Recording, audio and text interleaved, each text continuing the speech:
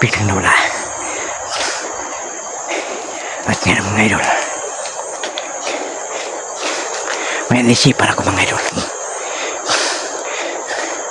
Pupuntahan ko po ngayon ang bahay sa kaibigan kong Luwinti mga idol para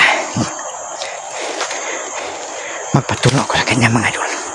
At kung ano pa ang mga iba pang mga hagbang paano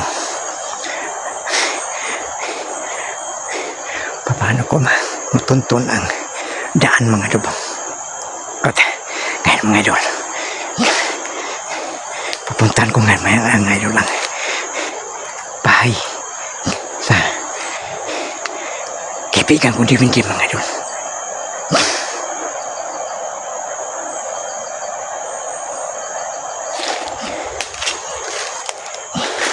Patuloy tayo mga idol. Pupuntahan ko ang bahay sa aking kaibigan Luwinti mga idol.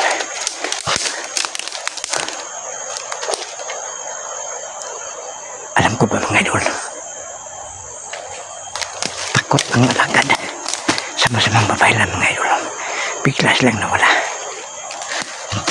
O baka natamaan yung mga idol.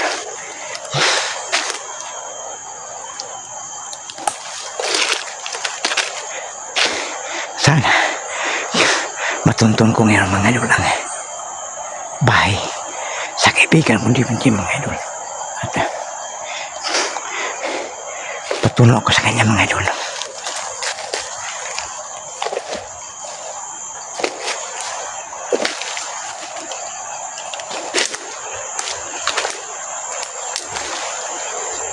Sana wala na mga masamang mga demonyong nagpangsakin mga idol patungo sa bahay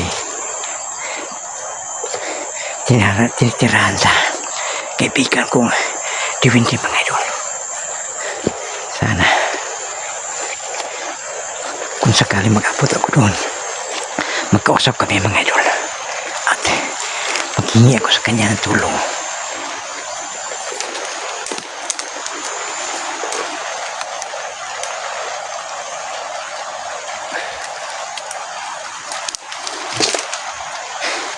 Dahan-dahan na ako mga idol para kung sakali may biglang sumulpot,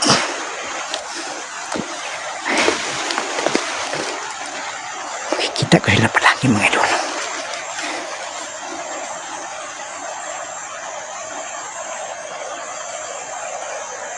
Saan kaya ang daan mga idol patungo sa bahay sa kaibigan ko mga idol?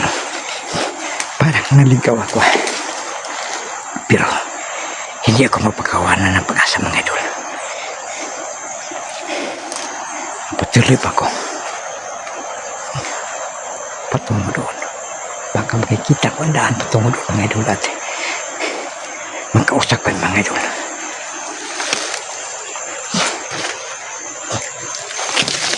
At para makikita niyo mga idol ang kaibigan kong Luwinti mga idol.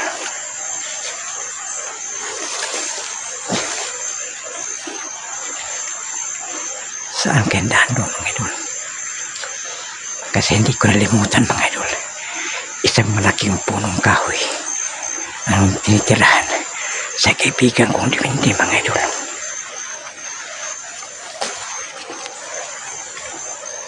Papatuloy ko pa ang paghanap mga idol. Baka matuntun ko pa ang daan patungo doon mga idol.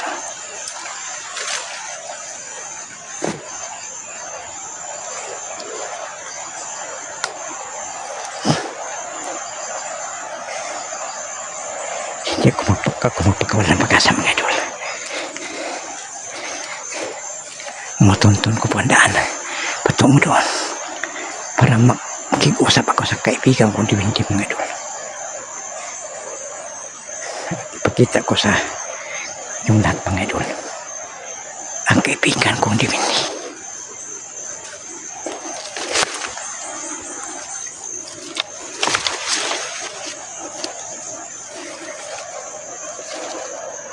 Sana makikita ko mga idol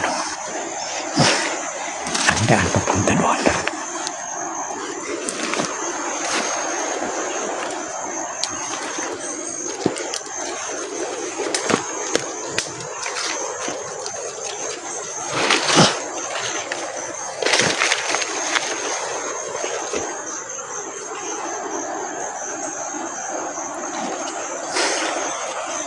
Bakit nandito ang daan mga idol? Papunta doon. Sana nandyan ang kaibigan ko mga idol.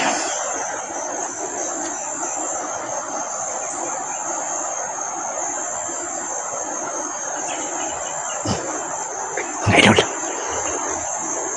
nakikita mo niyo ba mga idol? Yung isang malaking punong kahoy. Parang isang baliti mga idol. Yun na nga mga idol. Yun na nga ang tinitirahan sa kaibigan ko mga idol. At ngayon, dahan-dahan akong palapit mga idol. At sana nandyan siya ngayon mga idol. Para magpatulong ako sa kanya mga idol.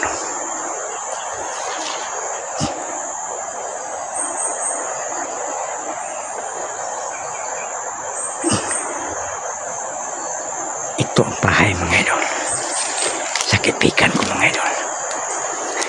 Isang baliti mga idol. Diyan nakatira ang kaibigan ko mga idol. At ngayon mga idol, lalapitan ko mga idol para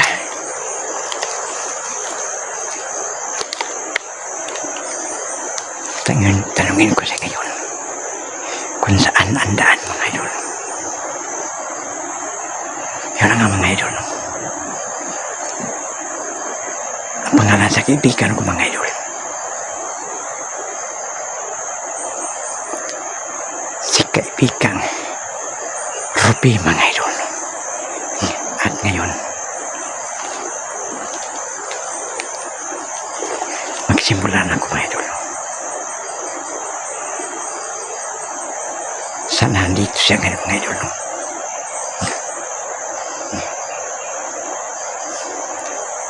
Kaibigan kong Ruby, ito po si Apo Lamid.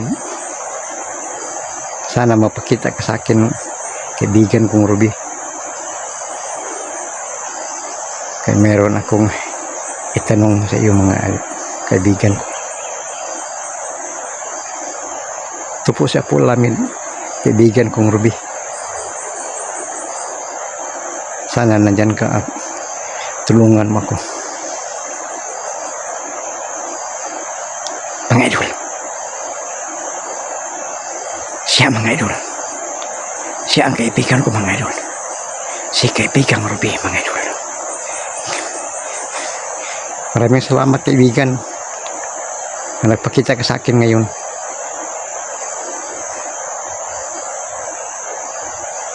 Pero meron na akong tanong. Naligaw po ako.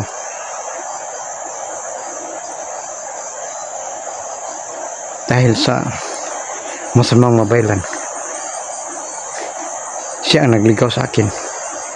Hindi na ako nakatuntun sa daan. Pupunta doon sa bundok, kaibigan. Doon sa bundok ng Mount Napungpong.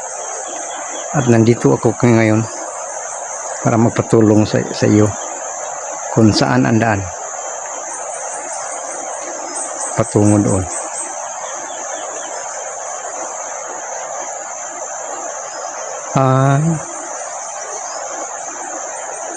Yun na nga.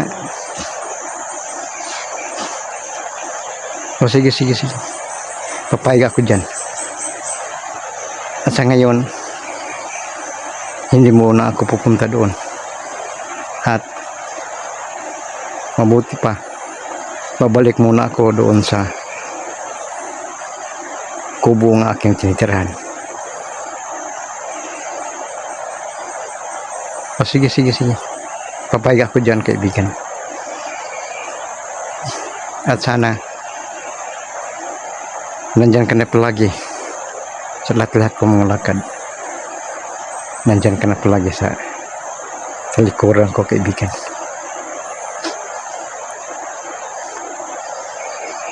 Sige, maraming salamat, kaibigan. At sa ngayon, papayag ako sa sinasabi mo. At sa ngayon, pupuwi muna ako. At paghandaan ko lahat sa pagbalik ko dito. Naghandaan ko lahat. At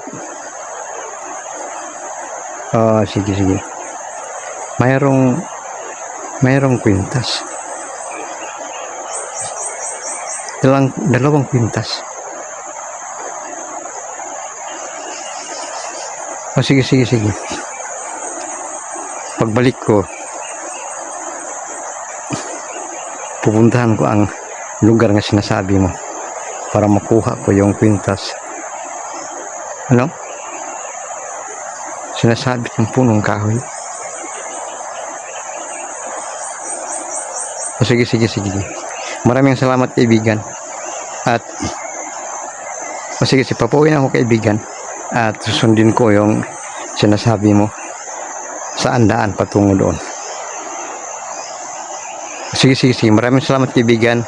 At papuwin ako, kaibigan. At sana nandyan ka palagi sa talikuran ko sa lahat ng mga lakad ko, kaibigan. Sige. Maraming salamat, kaibigan. At babay na, kaibigan. Papuwin ako.